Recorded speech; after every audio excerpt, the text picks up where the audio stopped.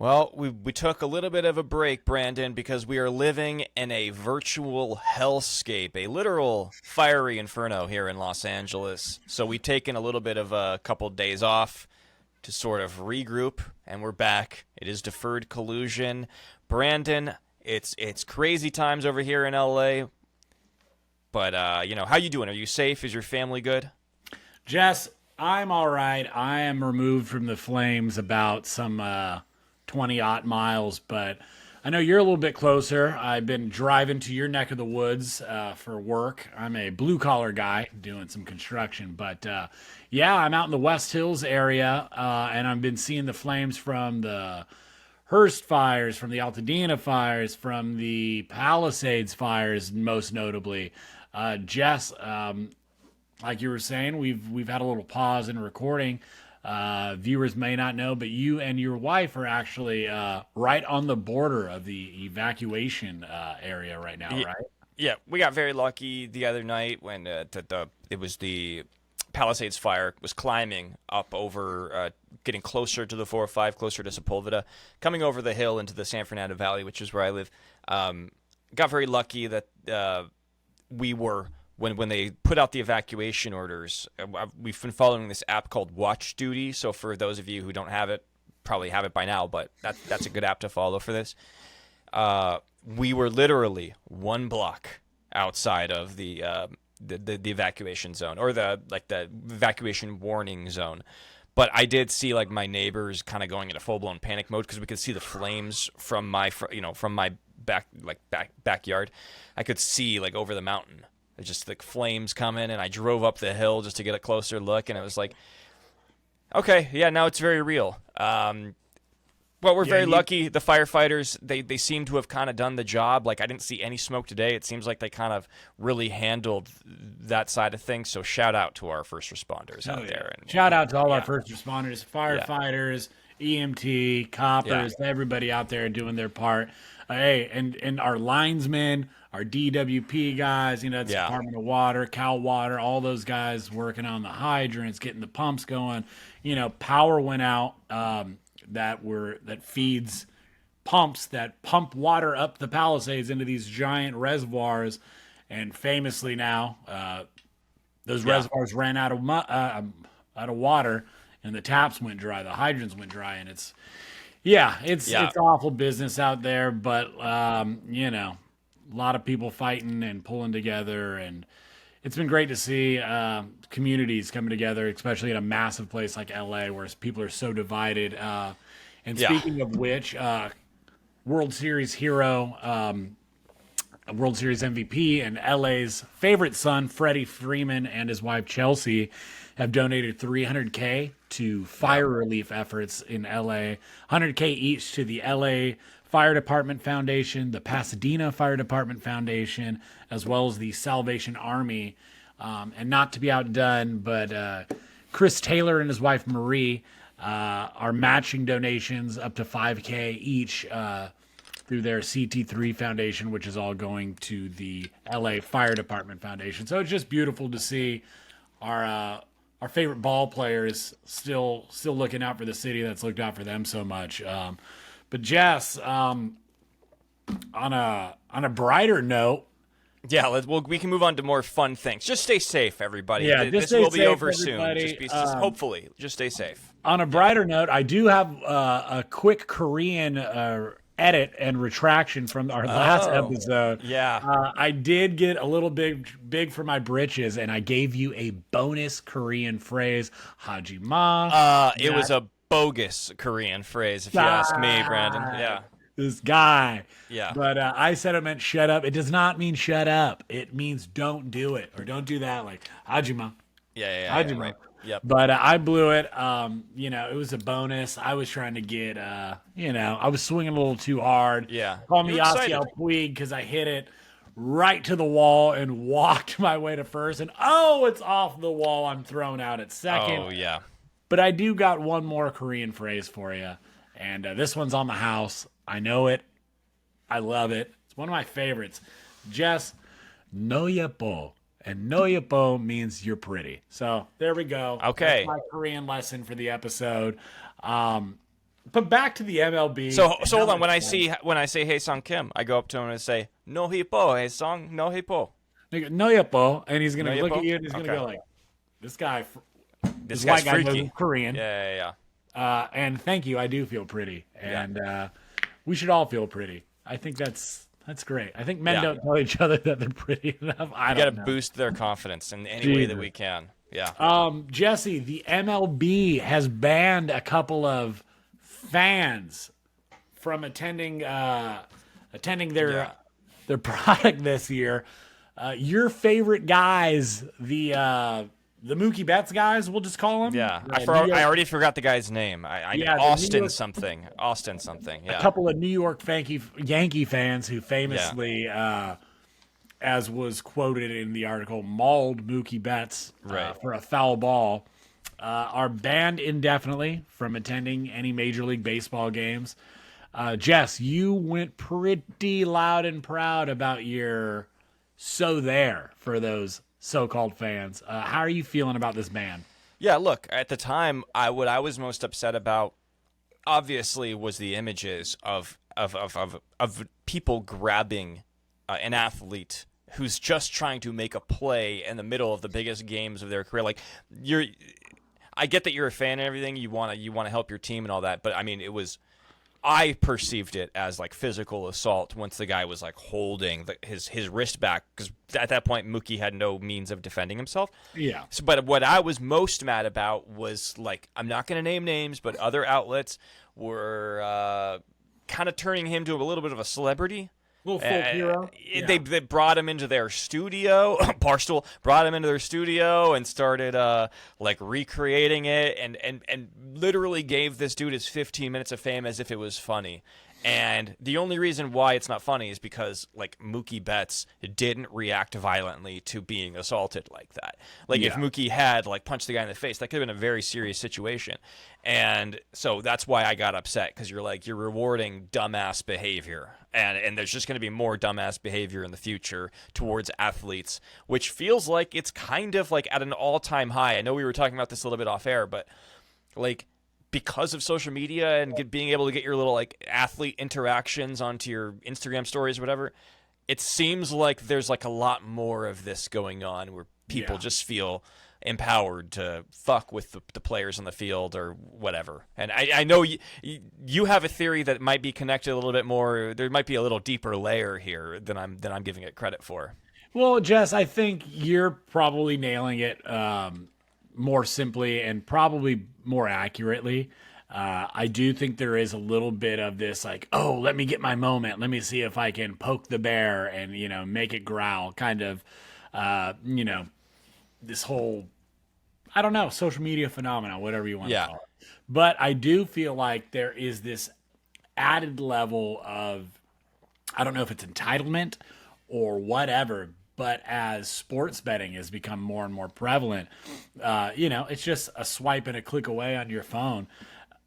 I feel like people are emboldened to talk some more shit, and some of it's not even good. I was watching some guy talk shit. I think it was to like a Giants player, a football Giants player, and it was like, or maybe it was a Ravens player that was a Giants fan. And it was like, I saw the video. It's like in a back parking lot, and it was or something like that, and it was like through a fence. And I know what you're talking about. Who was? It's terrible, dude. I feel like we're at like a day and age where like major athletes are gonna have to start going to like whatever training WWE like wrestlers go through to like handle fans and like handle fucking, like, I feel like athletes got to run kayfabe now so that they don't fucking deal with players bullshit.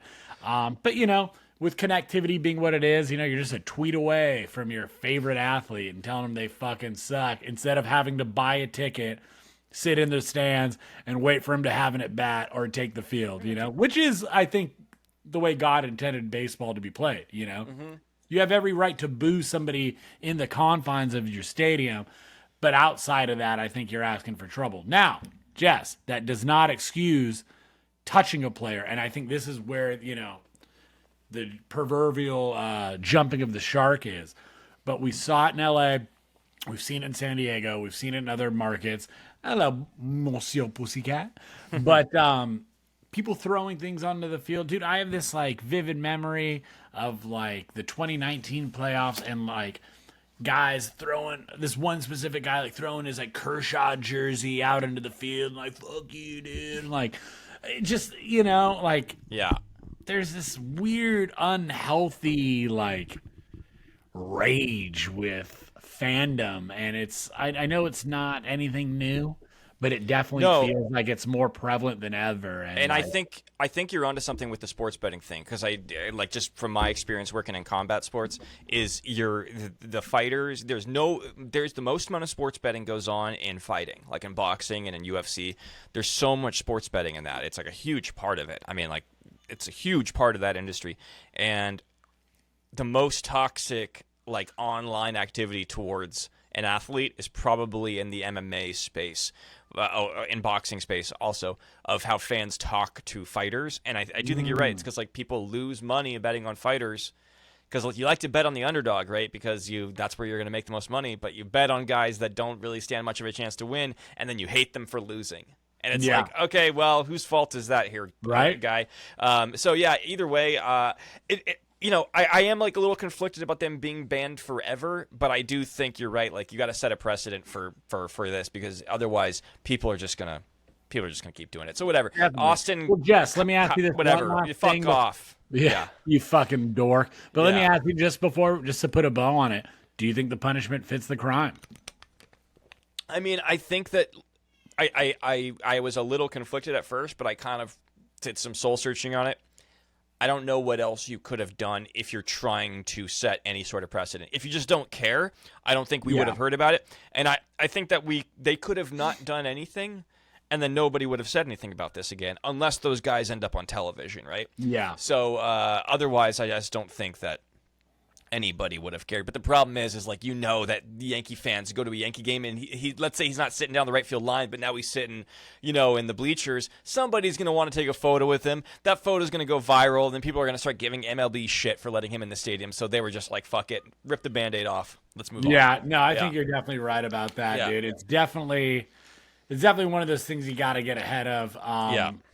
But speaking of getting ahead of, Sports Illustrated recently released a little prediction in the NL MVP race. I know, we haven't even thrown a pitch in the 2025 season, but there is a prediction for your 2025 NL MVP. Is none other than Fernando Tatis Jr. Yes, El Nino is being predicted to win the NL MVP over Shohei Ohtani and new New York Met Juan Soto. Jess, how does that sound to you? Do you think this is in the cards? I think we should here's what I'm going to say, because I think we should spend very little time on this because we're so far away from the regular season, because I do want to do a preseason episode where we break down our MVP picks and stuff like that. What I will say is, everybody before 2024 started, everybody was saying that this was the year for anybody else to win the MVP because Shohei Ohtani was not pitching. Because he wasn't pitching, he was just going to be a DH, that he was likely not going to win the MVP. And so everybody was saying the same exact thing last year about other players, maybe not Tatis, but because Shohei wasn't pitching. Well, Shohei's pitching this year, and he just won the MVP as a DH. So now you're telling me he's not the favorite over Tatis when in a year? It doesn't make any sense to me. I have no idea who's making this up. I think it's a bogus article. I think it's just clickbait, and I do think Tatis absolutely has a chance to win the MVP. Like, sure, of course he does. He could have an amazing year and he could go off, but like, you're telling me that like Shohei wasn't a favorite last year, but he isn't. Sorry, you're telling me that last year was a better chance to beat out Shohei, but you're telling me this year he's not the favorite? Like, what the fuck is what's the logic behind this? I don't get it. I don't know. Because he's not going to be able to steal as many bags, dude. Oh, right. No, you know what? You are right about that. He's just going to be 40-30 instead. Well, Jess, there are a lot of people talking about Shohei's and maybe win the Cy Young. Although he's probably not going to pitch till May, apparently. Well, Jess, there are people that think that he's going to be able to just step back into form, but there are others that think that, hey, there is no precedent for a pitcher coming off a second Tommy John being dominant. So there are naysayers who, to their point, have a reason to doubt Shohei, and that's true. And his pitching ability. We need to look no further than our own Walker Buehler last season. I was just going to bring that up. Yeah, he came up throughout the regular season. Granted, all that goes away with a pretty stellar final few performances in the playoffs and notably the World Series. But also, you could say, hey, well, medical technology has never been what it was today, and that the surgeries of today are vastly different than that even just of a decade ago. So maybe that means that, hey, Shohei does have a few good years left in that arm.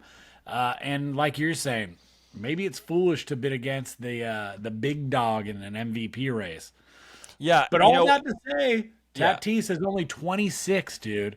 And I know people want to poo-poo him for the old ringworm cream incident, but he's still a freak talent that went from a questionable defender at shortstop to now a platinum glover in right field. Yeah.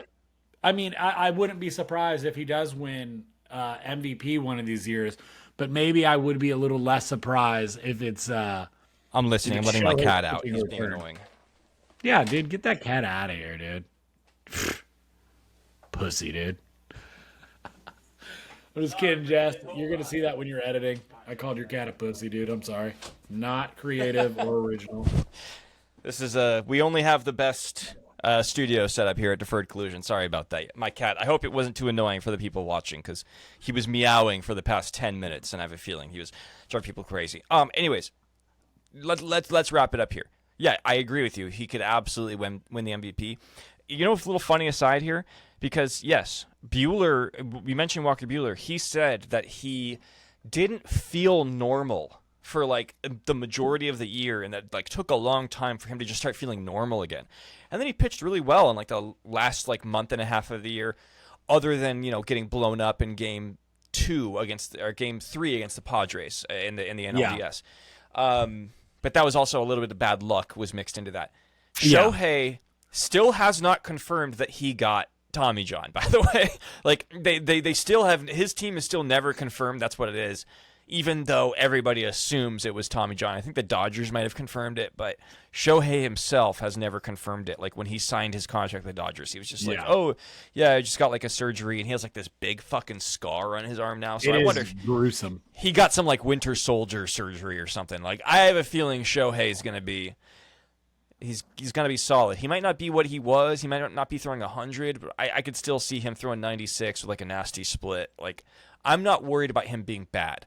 I do think it will take some time. But here's the thing about the argument. Let's move on after this. If it comes down to WAR, like F-WAR, Shohei's going to accumulate WAR as a pitcher. Even if it's only like a few WAR, even if it's only like 3 WAR, let's say, he's still going to accumulate 8 WAR, 7 WAR as a hitter. And then you're still getting like 10 WAR out of him, which is going to be more than anybody else. So if we're going off of WAR and F-WAR, it's going to be Shohei. So, Jess, one last thing before we move off them. I just got to ask you, who wins an MVP first? Fernando Tatis Jr. or Juan Soto? Don't think, just answer. Fuck, that's a good question, Brandon. That's a really good question. I'm going to say Juan Soto because I think that Tatis is on a better team. I think Tatis, I think this is like the argument of when you're on a deeper team, you get less credit. Juan Soto is going to stand out above the rest on the Mets. But I would say if we're basing it off of who wins the MVP next year, like who's more likely to win it next year, Juan Soto or Tatis, I would say Tatis. Ooh, because I think that the Padres will be better than the Mets. But if we're basing it off of over the next few years, who's more likely, I would say Soto because there you go. I think Soto is going to stand out on that team where his numbers are going to be just so much better than Lindor's. You're going to be like, oh, well, this is the clear number one, which is why I think he went there, to be honest, Brandon. I dig that. Anyways. You heard that here first. Don't forget to hit the promo code in DraftKings. And like and subscribe, guys, in case we haven't said this already. And subscribe. Sincerely, I know we got some new followers and stuff, but it really helps a lot. Yeah, and comment. Engage with us. We love you. Anyways, Jeff. So, Brandon, goodbye, dude. You see I got my Dodger hat on. we had to say goodbye to another drafted Dodger. We saw him come up, meteoric rise through the minors. Looked like he was going to be the next frickin', I don't know, Ken Griffey Jr., dude. The kid's bat was so nasty, dude, from that left side of the plate. Didn't necessarily translate into the big leagues all the time. I think the Dodgers maybe at times asked a little too much of a young Gavin Lux. You'll remember he was out in center field in the playoffs. They had this outline for his body after he nailed the center field wall. Then goes through the transition to center infield, middle infield, blows out his knee on a horrific play in spring training. And you know what, Jess? That's going to be one of my lasting memories of Lux as a Dodger. The press conference. Exactly. And not just as a Dodger, but as like a big leaguer. And when he's just in tears saying, he thinks it's everybody's, dream to be the starting shortstop for the Dodgers. His voice is breaking.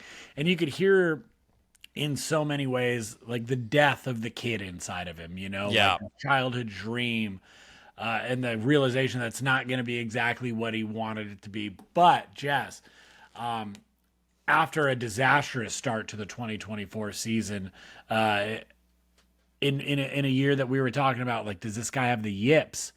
He comes back for an incredible second half. I think has like a near 900 OPS in the second half of the season, and in his last at bat as a Dodger, drives in the tying run, which would set the stage for Mookie Betts to hit the winning sac fly to win the Dodgers World Series, and Gavin Lux his second World Series title. But Jess, like I said, we are saying goodbye because he has been traded to your Cincinnati Reds for an outfield prospect and a draft pick. Yeah. How are we feeling about this move, Jess? So you thought it might be coming.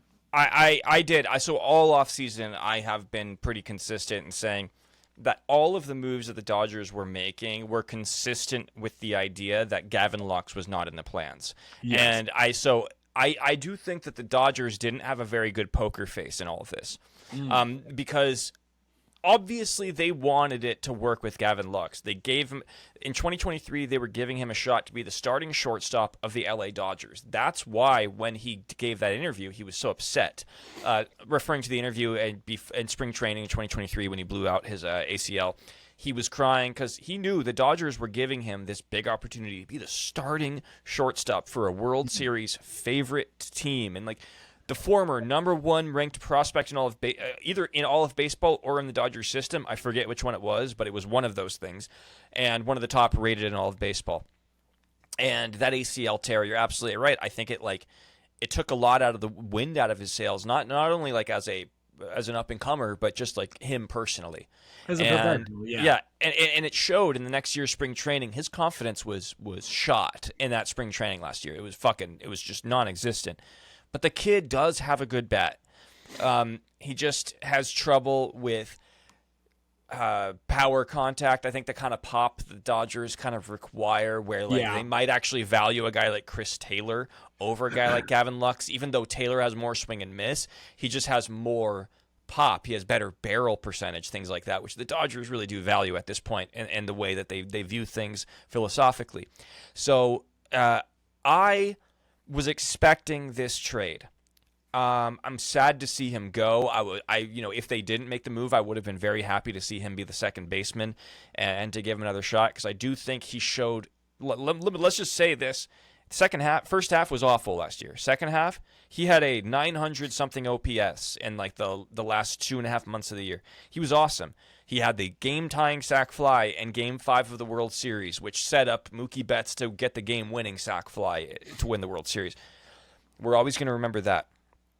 But I think that the writing was always on the wall, and there are a lot of Dodger fans out there who are a little disappointed or frustrated with this trade.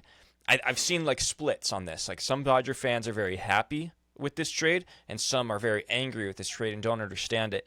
And I think what some Dodger fans have to understand is the Dodgers kind of gave their poker face away, as I mentioned. They weren't going to get a lot for him because he was just Yeah, well, it was just obvious that he was, other than Chris Taylor, he was the odd man out here. It was one of those two guys, and especially depending on what's going on with Kike Hernandez. I know that there's some other rumors regarding him right now, but Chris Taylor's contract just is not tradable. I see Dodger fans are like, why not just trade Taylor? It's like, okay, yeah, sounds fucking easy. This isn't MLB The Show, dude. Like, he had a bad couple of seasons. Nobody's going to take that contract. Gavin Lux is team controlled for 2 years. Much easier to make that deal. And remember, they got a guy, and in the trade, the Dodgers got Mike Sirota, who's who's an outfield prospect that the Dodgers drafted a couple years back, but because he decided to continue going to college and not sign with the Dodgers, they weren't able to retain him after drafting him. Now, the Dodgers trade Gavin Lux to get the guy they wanted to get a couple years ago at a position that they need more than the one Lux was playing. So it actually is a slam dunk trade for the Dodgers, and they get the number 37 competitive balanced pick, I believe is what it is, and which we know what the Dodgers can do with those sorts of draft picks. They're just going to, if whether they become an asset or not, it's going to be a trade asset or an on-field asset. So, and Jesse, I miss you, Gavin Lux. I love you, but this was the right move. Absolutely. And Jesse, to your point, and this is something that I found a little interesting. This is actually very much Andrew Friedman's move, right? So Freeman, while he was with the Tampa Bay Rays, was very famous about Mookie Betts being his like white whale, his one that got away. And ends up in LA, has an opportunity to trade for him, doesn't miss, right? Now we've seen that time and time again, right? Makes an aggressive move for Freddie Freeman, makes an aggressive move for Shohei Ohtani, and now you have these cornerstones of a team that seem like this unbeatable juggernaut. But Jess, with this move, coming back to Mike Sirota, it does feel a little reminiscent of that, of Freeman seeing something and being wowed by somebody and going, you know what? We have an opportunity to get better. The Dodgers do lack depth in the outfield because, who's our main center fielder, right? Tommy Edman. But the Dodgers are comprised of a platoon team. If you got Michael Conforto in left field, Teoscar in right, center field is it's like, okay, Edman, but we got Edman for versatility, so does that mean James Outman's going to be there? Andy Pages is going to be out there on a regular basis? Right. I mean, I think I trust Outman's defense a little bit more than Pages, but obviously Pages' bat is better than Outman. So, bringing in a guy like Sirota is obviously future depth, and this is Freeman 101. And then you add another pick in, like you said, now it's something. The Dodgers traded Michael Busch last year and got Zaire Hope, and I think somebody else. No. Zaire Hope and Jackson Ferris, and that's exactly what I was going to bring up too. Yeah, and they're two of the Dodgers, I think top 5, top 10 for sure. Top 10 for sure. I think. But prospects. Yeah. So yeah, it's a move that we were talking about with the signing of Ha-Seong Kim. You could see that Kim. You're right. Was it Ha-Seong Kim? Ha-Seong Kim? I got shit in the comments for that too. You weren't the only one who fucked up your Korean. I was calling him Ha-Seong Kim. It's actually Ha-Seong Kim. Thank you to whoever that. It was a nice young lady who corrected me. Thank you for correcting me. Thank you. We are always welcoming to constructive criticism. We're always trying to get better. But it just feels like, again, the Dodgers are in this weird realm where they're like a few steps ahead of everybody. And we saw that with the Blake Snell signing. And then, the numbers that came out after for Max Fried and Corbin Burns, that Snell contract looks brilliant. Even that Michael Busch trade looks brilliant because the Dodgers are blocked at first with Freddie Freeman. Yeah. So it's a trading from depth, right? A surplus of talent. And it just seems like they're just making that candle continue to burn a little bit longer and longer. No, this is what the Dodgers did with Yasiel Puig and Matt Kemp. Yeah, they were traded to the Reds. Alex Wood. And that trade led to the Mookie Betts trade because they got Alex Wood and then they also got Jeter Downs. And then Jeter Downs was flipped to the Red Sox along with Verdugo as part of the Mookie Betts trade and Connor Wong, I believe, as well. Yes. So this is what they do. And it's 3D chess, man. You may not like it in the moment, but it's always with the intention of either, hey, we're going to get the most out of them on the field, or we're going to get the most out of them in future trades. And that's the way you have to look at it. Because Gavin Lux, love you, man. I wish you nothing but the best. You're going to do great things in Cincinnati. I believe in it. Like, I think you're going to be a good ball player. It's a perfect park for you. But I'll always remember in that, that game, that windy game, was it game 3 of the NLDS against the Giants in 2021? I thought Gavin Lux hit like a game-tying home run. Everybody was blaming it on the wind, that the ball didn't go out. Who was it against? Who was the pitcher for the was it Gossman? Sure. I forget who it was. No, it wasn't Gossman. But he hit a ball. It was like the 7th inning or something, and he hit might have been the 9th or the 8th inning, whatever. Mm-hmm. He hit it, and it died at the warning track, and everybody was blaming the wind. But I've seen over the past few years that he hits a lot of these hard-hit balls that just kind of die at the warning track, and I think it's going to serve him well in a stadium like the Great American Small Park as opposed to Dodger Stadium, which is much more friendly to pitchers. So, and I know that that's like a little bit of my like fandom seething through into the screen here, but Dodger fans shouldn't be so mad at this. You should actually just think of the big picture here of what they have in the moment and what they're going for in the future. And I think more assets in the farm system is the best possible thing for this franchise, especially when you're spending millions and millions and millions and millions of dollars that are like deferred 10 years from now. And lastly, I think it's best to remember the good times with Gavin, with Walker, with Corey Seager. Favorite Gavin Lux moment off the top of your head, 15 seconds. Man, it's tough. It's tough not to say that that game tying sac fly in the World Series, but honestly, I think it's going to be Game 4 in San Diego. I believe there was a pitching change, and Gavin Lux was the first batter of that pitching change, and whoever was up before him, I think homered, or maybe not, but Gavin Lux homered in San Diego over that right field wall. Off a lefty, too, I think. Off a lefty, yeah. And it just was one of those things that it, like, cemented the crowd being gone, and it was like, oh, no, we're going back to L.A. Like, this is a Game 5. But, yeah, it just felt great to see him connect with one. And I don't know. I'm sure there's a bunch I'm forgetting just over the second half of the season.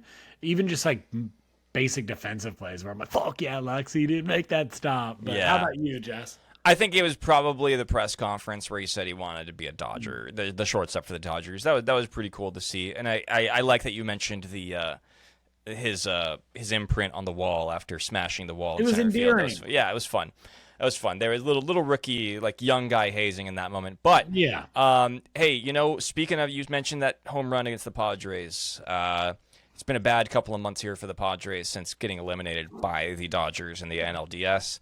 Because apparently they're having some drama. We're a little short on time here. I know we both got to go, so we can just sort of burn through these last few. But just the Padres apparently are having some drama between Peter Seidler, the former deceased owner, rest in peace. His widow, Sheil Seidler, is suing Peter Seidler's brothers for control of the team. This is pretty bad considering they are already in a little bit of like a financial flux situation where they are losing money. They are trying to like raise money to basically pay off some of their debt because they did go on a little bit of a spending spree over the past few years trying to win a World Series before Peter Seidler died.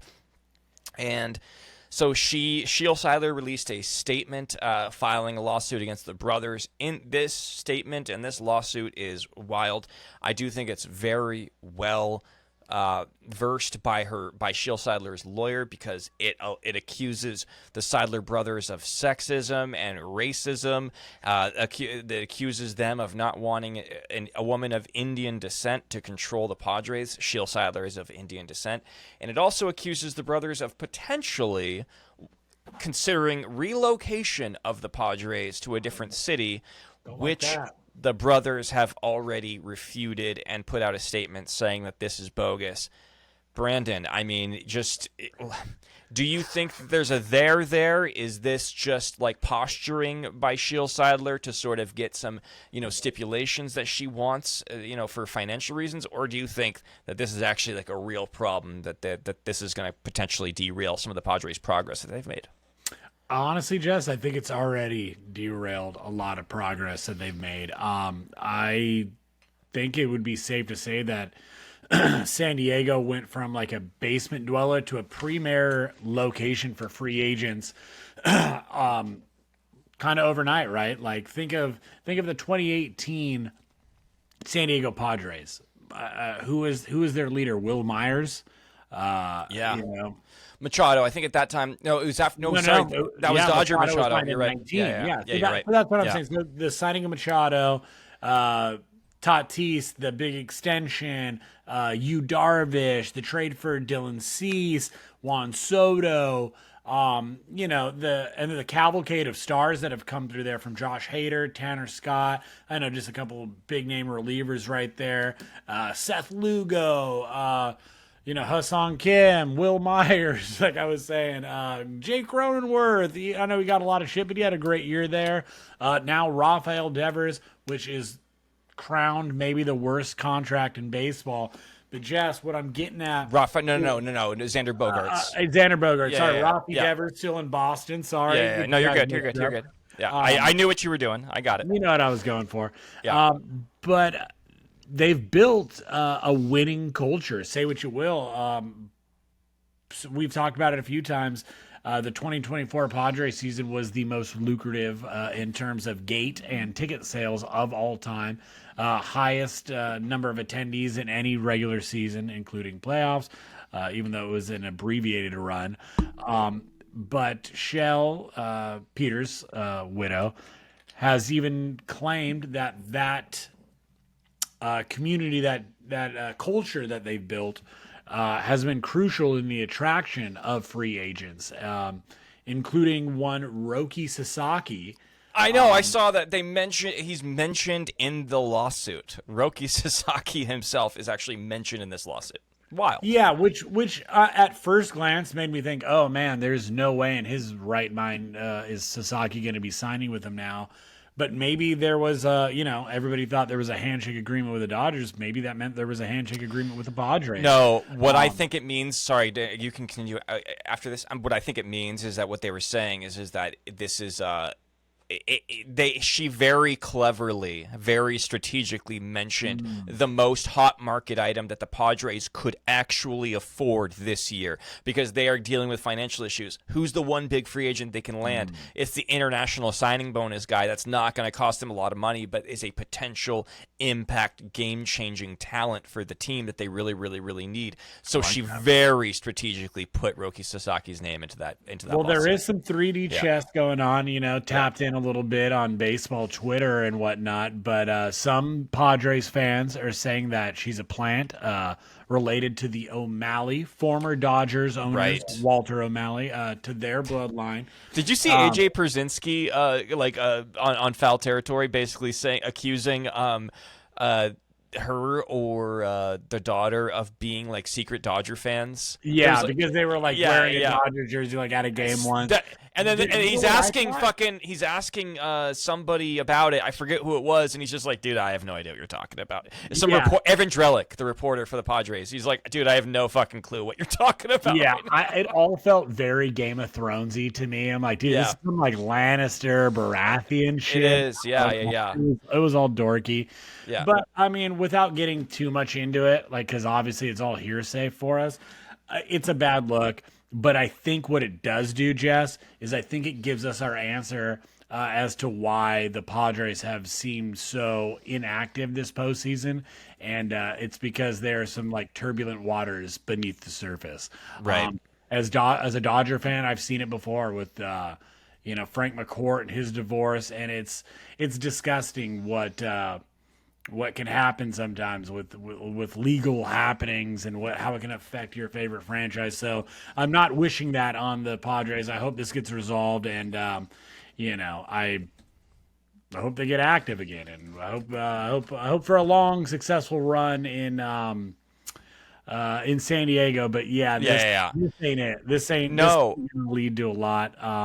And I think that the relocation claim stuff. We mentioned that the brothers already kind of disputed this. Yeah, they came out unequivocally and released a statement that there has never been any conversations about relocation. Whether that's truthful or not, I don't know. Why would they? The Padre fans, like, as a Dodger fan, I'm saying this, it's one of the most loyal and incredible fan environments going in sports right now. The idea of relocating it kind of makes no sense. It feels a little bit like, even though some of her claims might be true, I don't know. I'm not an insider with them.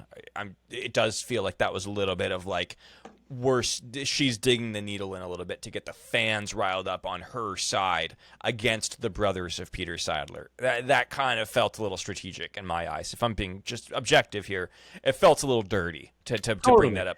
So and whether that was dirty because she had to or didn't have to, I think is the important distinction that we won't know until more information is released. But Padres fans, tell us how you're feeling. I hope it's all good, and you guys sign somebody soon. Fuck. Yeah, and I mean, if Padre fans, let us know, like, are you Team Seidler? Are you Team Shield? Or are you Team Peter's brothers? Let us know. John and Bob or whatever their names are. Really no idea. But, hey, we do have a couple of signings that we could discuss here, Brandon. It's just kind of fun. Well, speaking of the NL West, dude, we got a future first ballot Hall of Famer looking to take his talent to the NL West. One Justin Verlander signs a 1-year, $15 million deal with the hated ones, the San Francisco Giants. This is interesting to me, Jess. Giants great Tim Lincecum is currently 40 years old, and Justin Verlander is 41. Yeah, and Buster Posey, who just signed Justin Verlander, is 4 years younger than Justin Verlander. As the new GM, or president of baseball operations for the is he GM or president? Did he take over? I believe he's GM. He took over for Farhan. Right, but Farhan was president of operations. Oh, see, I thought he was GM. I don't know. Buster Posey, is he GM? Buster Posey is GM. President of baseball operations. I'm calling GM. He is nope. New president of baseball operations. Dude. Yeah. Sorry, man. It's essentially he's the GM, but that's just funny to me. I mean, Justin Verlander, man, like he won a Cy Young 2 years ago with like a 1.87 ERA or something with the Astros after getting traded back from the Mets, where he signed this like 2-year, $100 million deal or whatever it was. Yeah, insanity. And then it just goes off, wins the Cy Young. And then last year, I believe he was coming off of an injury. I could be wrong. Did he get Tommy John again? Yeah, after he won the Cy Young, I think he got another Tommy J. I know he got it before. Before? Justin Verlander, Tommy John. I'm just curious. He got it in 2019. Oh, wow. Oh, so it's silent. Okay, but yeah, no. So he was traded back, and he wins the Cy Young, and then he was like. I think he wasn't like really. He kind of struggled a little bit. Last year he was bad, bad. They didn't even include him on the playoff roster against the Tigers. Like he was just off the roster. But I will say this, and I saw Dallas Braden making this good point. Like this is kind of the perfect ballpark for an older pitcher like him who's losing a little tick of velocity. It's a big ballpark, especially if you're like susceptible to the fly ball home run. Yeah, it's going to be tough to get a lot of those in San Francisco. I think it's kind of look. It's not going to the Yankees or the the Padres or something like World Series aspirations, but the Giants I do think are a good enough team that is competitive enough where this is kind of perfect for where he is in his career and his like last swan song. But I just think it's funny that this is like another example of one of those players like Ken Griffey Jr. on the White Sox or like Wayne Gretzky on the St. Louis Blues. It's like, dude, even for Giants fans, Jeff Kent as a Dodger. I love Jeff Kent as a Dodger. Yeah. I was mashing bing bongs at second base, but but it's just so random. You're just like, wait, that guy was on that team? What? Dude, it's like Randy Johnson on the Giants. Like very Yeah. But hey, does it make you feel any differently about the Giants? I guess I would put it this way. Honestly, yes, because I think it's a pretty interesting rotation. And Jess, it could be good. You got Logan Webb at the top, and then I know they got Robbie Ray. Robbie Ray, another Cy Young winner, another arm repair guy. Kyle Harrison.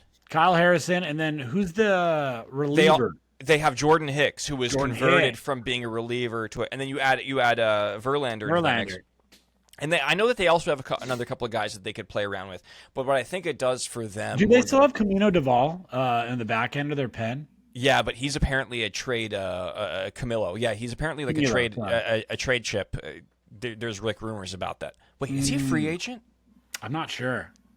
No, I feel like he's we only do the best preparation here at Deferred Collusion, where we know all the free agent updates for you. But I do believe Camilo Duvall will be on the he is on the team. Yeah, that's what it is.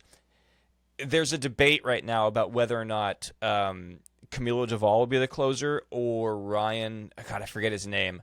He really came on last year as like a really nasty reliever, and there's debate about who's going to be the closer this year. But Duvall will be on the team. Yeah. I dig it. Well, Jess, unless there's anything else we feel like we really need to get into. Ryan Walker. Yeah, that's who it is. My boy, Rye Walk, dog. One thing I want to say really quick, just to do a little Dodgers housekeeping here. Jack Flaherty says he's willing to take a short-term high AV deal because apparently the market's not as good for him as he had hoped, or because he just wants to come back to the Dodgers, because we did see him say at the parade, I'm never leaving. I never want to leave. But he was also a little intoxicated that day, so take it with a grain of salt. But the beer was flowing like wine, dude. It's that championship glow. He was smoking on that pack. Yeah. But, I mean, hey, for Jack, we all thought that this was going to be his year, that he's really trying to get that last, bag. Yeah. But if he can get it back for a season or two and, move on from there, I think he's going to take it. And I think, Jess, honestly, I think this all but ensures his return to Detroit. I think he's going to get a high AAV, maybe 1 year deal. I think it'll be a 1 year deal. And then, man, that sucks. I feel like his playoff performance screwed him a little bit, because he was really good last year, and we don't win the World Series. Dodgers don't win the World Series without Jack Flaherty last year. Definitely not. But Jess, I do think there was a reason that the Yankees balked at that trade, right? And they said it was back, and it's hard for me to believe that he wasn't that inconsistent because of some sort of physical ailment, and the back would make sense to me if it was barking at him some days and other days it wasn't. And you know what? Hey, man, Jack, champion forever, even if you don't sign with the Dodgers. Champion forever, dude. Dodger fans are going to you'll never buy a beer in this town again, let me tell you. We love you. Hey, speaking of this town, we got to go, but everybody be safe. If you want to donate, help out to any of the firefighters, they have a lot of... There's a lot of different fire departments you can go help out. There's Red Cross. There's a whole bunch of different fucking places you can donate. So just check out, and hopefully this fucking insanity ends soon. So yeah, absolutely. And like we said, you guys, thank you for joining us and helping us build a little community here at Deferred Collusion.